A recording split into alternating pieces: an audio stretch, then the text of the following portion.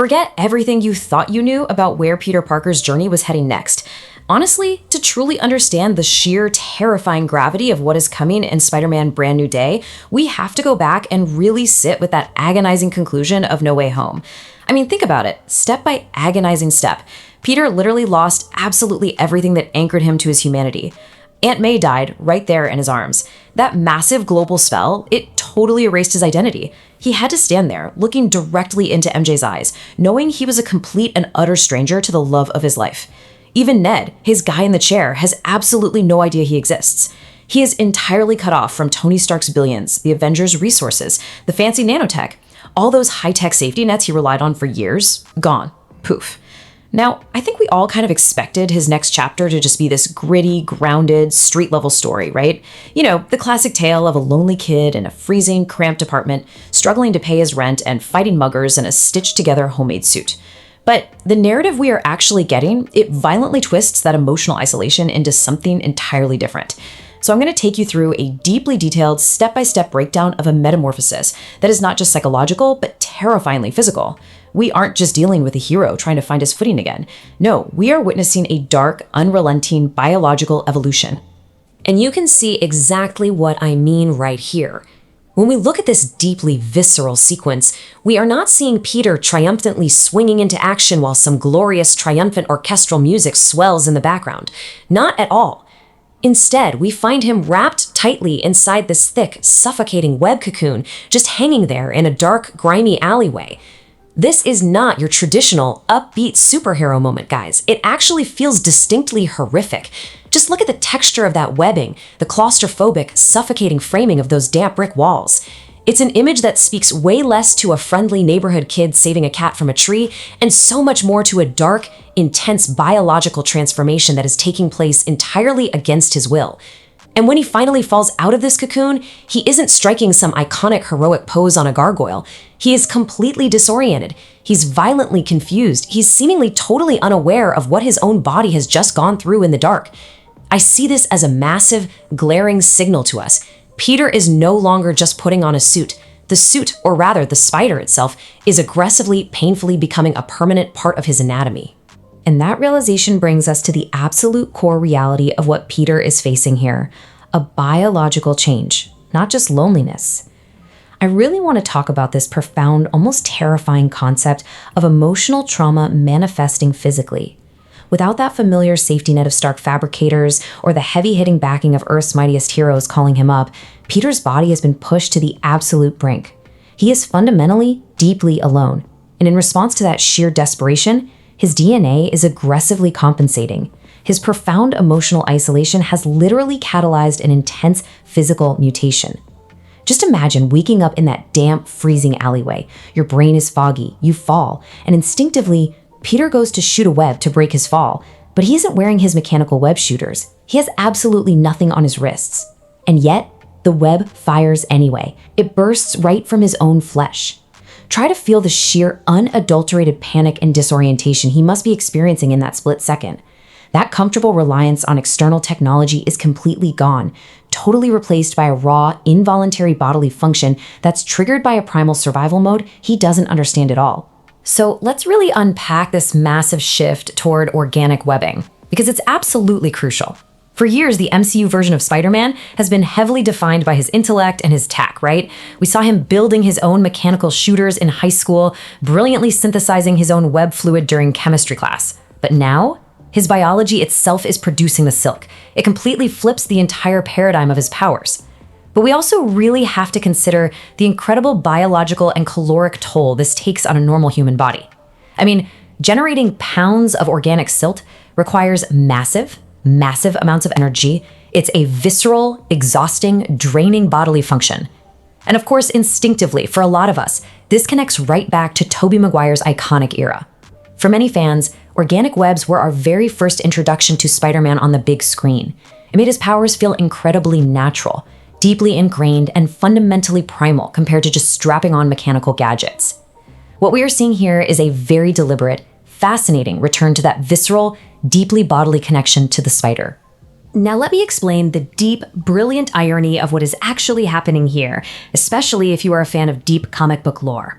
This is absolutely fascinating. Years ago, the comic books gave Spider-Man organic webbing, a massive change that totally divided some fans, but undeniably added a fascinating, weird layer to his mythology. But then, Marvel hit a massive, highly controversial reset button on his entire character. In the comic storylines known as One More Day, where, if you remember, Peter made a literal, actual deal with the devil, Mephisto, and its direct follow-up, Brand New Day, the writers deliberately stripped those organic webs away. The entire point of the Brand New Day comic was to force him back to basics with his classic mechanical shooters. Fast forward to today, and we have a cinematic chapter using the exact same title, Brand New Day, but doing the exact opposite. Instead of taking the organic webs away to reset him, this narrative is using the title to forcefully, physically bring them back. It's just a masterful, full-circle moment that flips one of the most controversial comic eras completely on its head. To truly understand the dark, twisted trajectory of this narrative, we actually have to look back to the year 2005. That is the year J. Michael Straczynski penned a truly legendary comic storyline called The Other. And I'm telling you, Straczynski's run is undoubtedly the true beating heart inspiration for the incredible changes we are witnessing right now. The Other is not your standard lighthearted Spider-Man adventure full of snappy quips and colorful, goofy villains. Not even close.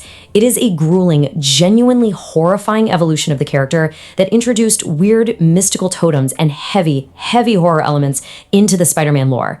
It deeply explores the terrifying biological reality of what it actually means to be a human possessing spider powers, and more importantly, what happens when the spider decides it wants more control.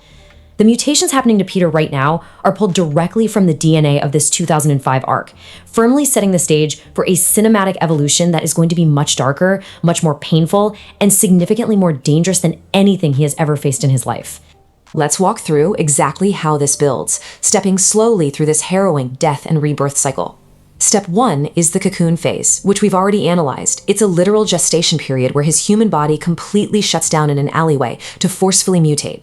Then step 2 brings enhanced abilities. Look, Peter isn't just shooting organic webs now. His baseline strength and his agility are radically, terrifyingly spiking.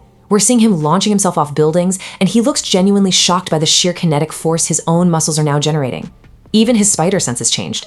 It isn't just a slight, helpful tingle at the base of his skull anymore. It has become a deafening, overwhelming siren that physically hurts him, completely overloading his nervous system.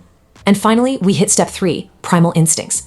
Because as these new biological upgrades come online, they aren't being driven by Peter's rational human logic. No, his brain is being actively rewired by the raw predatory instincts of an arachnid. He is literally having to relearn how to use his own body, realizing with every single swing that he is no longer entirely in the driver's seat. Which naturally leads me to ask the most terrifying philosophical question of all this. Is the spider taking over the man? I just want you to pause and let the cinematic weight of that sink in for a second. Peter Parker has always been defined by his profound humanity. What makes him a hero isn't the radioactive spider bite, it is his human guilt, his deep morality, and his unyielding, stubborn desire to do the right thing because of Uncle Ben. But as these biological mutations drastically accelerate, as he loses his grip on these newly enhanced, deeply unpredictable abilities, we really have to wonder if his humanity is being suppressed. It's a classic Jekyll and Hyde scenario, but woven seamlessly into Spider-Man lore. If the spider's cold, primal instincts begin to outweigh Peter's human reasoning, the hero we all know and love might be disappearing inside his own mutating body. And if that human morality is gone, who is left to actually save the city? And this brings me to a visual that just perfectly encapsulates this creeping horror.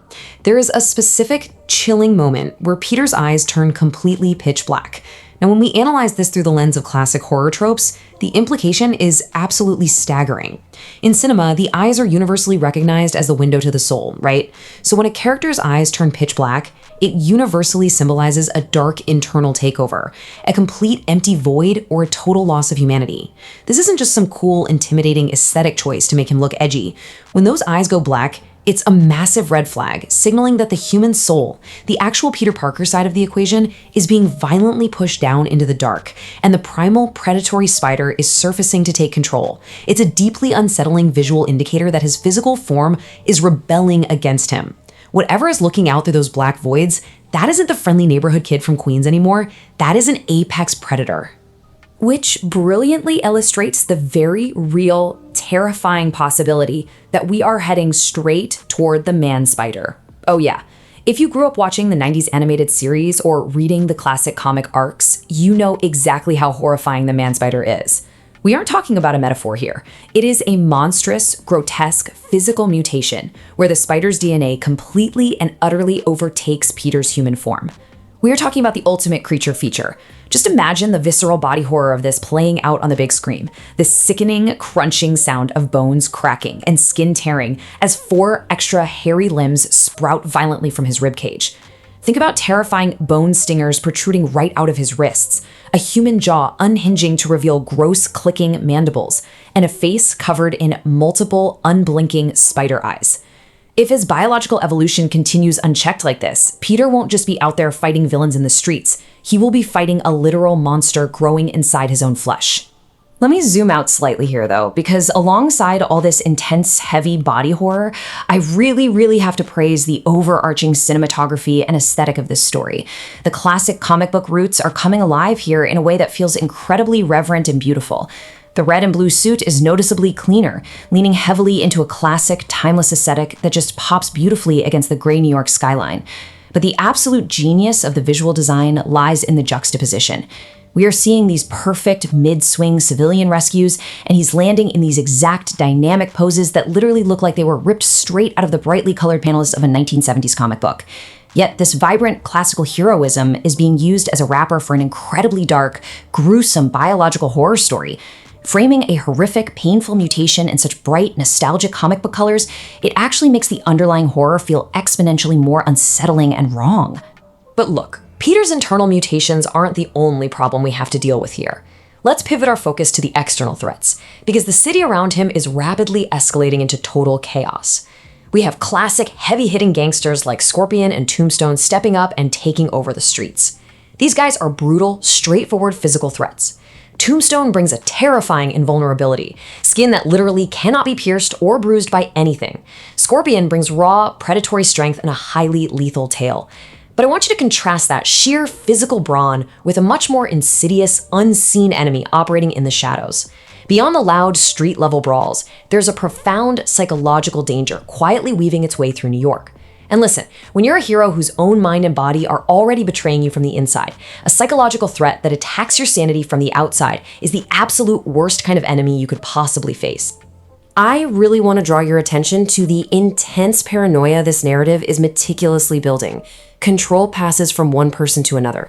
We're seeing these subtle, terrifying moments where completely innocent people are suddenly, randomly mind-controlled. They start acting violently against their own will before that invisible string of control seamlessly hops to someone else in the crowd.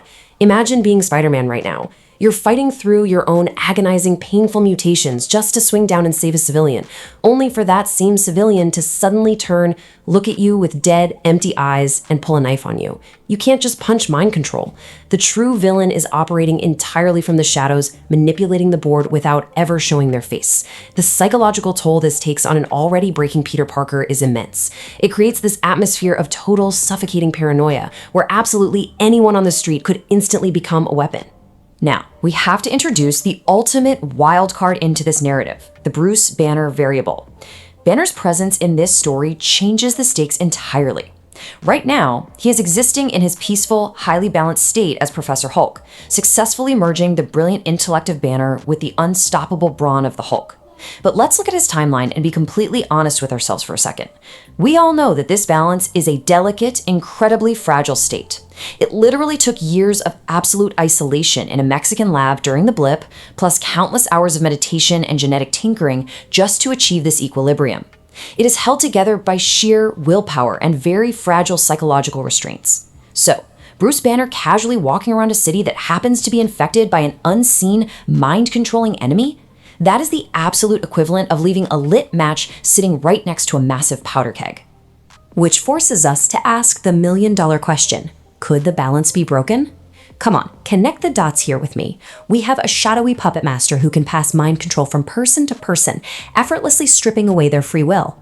What happens if that psychological manipulation targets Bruce Banner? We've seen exactly how this plays out before. Do you remember the terrifying Age of Ultron rampage when Scarlet Witch got inside his head? It completely shattered his restraints in mere seconds. If this unseen enemy manages to slip inside Banner's mind, that carefully constructed Professor Hulk persona is going to be ripped to shreds in an instant. And here is the truly terrifying part of this whole setup. There is no Iron Man waiting in orbit with a massive Hulkbuster armor to drop down and stop him this time. The only person standing in the way of that destruction is a mutating, highly confused Spider-Man. And that leads to the absolutely terrifying return of the Savage Hulk. We aren't talking about the smart, sweater-wearing scientist cracking jokes anymore. We are talking about a mind-controlled, mindless engine of pure, unadulterated rage, just smashing his way through the crowded, concrete canyons of New York City. The collateral damage would be astronomical. A Savage Hulk does not care about innocent bystanders. He is a literal force of nature, leveling entire city blocks. Now put a deeply disoriented, actively mutating Spider-Man, a guy whose own spider sense is painfully short-circuiting his brain as we speak, right in the path of that devastation. Peter's human side will have to fight through his own overwhelming animalistic spider instincts just to save the people trapped in the crossfire. It is the ultimate test of his willpower. He's facing an impossible apocalyptic challenge on the outside while fighting a literal war inside his own body. This entire narrative beautifully sets up a story that feels profoundly dual in its nature. It is deeply personal and massively epic all at the exact same time. On one hand, you have the microscopic horror, the deeply intimate, visceral tragedy of Peter Parker undergoing a terrifying physical metamorphosis completely alone, feeling his own humanity slipping away in the dark. On the other hand, you have the macroscopic horror, a huge blockbuster-scale event with a rampaging Savage Hulk threatening to turn the entire city into a smoking crater. It just perfectly balances the intimate, quiet terror of losing your own mind and body with the loud, overwhelming terror of a city-leveling monster. This isn't just another standard chapter in a superhero saga, it's an absolute reinvention of the stakes, pushing Peter Parker into psychological and physical corners we have literally never seen him explore before.